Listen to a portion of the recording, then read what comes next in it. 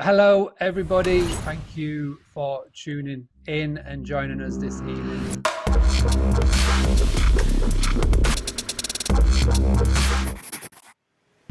All right, so let me just bring in today's guest, Mariah from Smiling House. Mariah, how are we doing? Thank you very much for joining us. Thank you.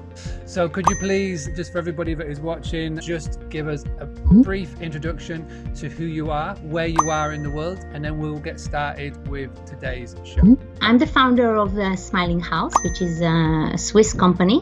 What is your opinions on how Airbnb, Booking.com and the likes have acted during COVID, basically this pandemic? Do you think they've done enough to look after hosts, or could they have done more? People that just been, facing, cancellation one way from Airbnb coming at once. One of our partners in Italy telling us a story how he lost 70K worth of bookings in one day.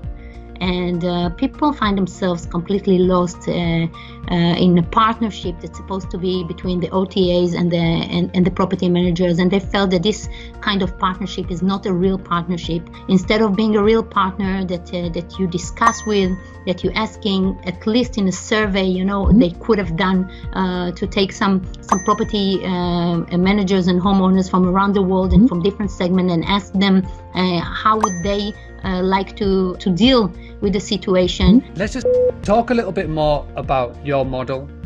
Talk a little bit more about the type of clients that you work with. We are offering through property managers in the world this kind of offer. The way that we are actually acting as an alliance. So we open freely with no charge to any property manager that's really busy with this segment to join us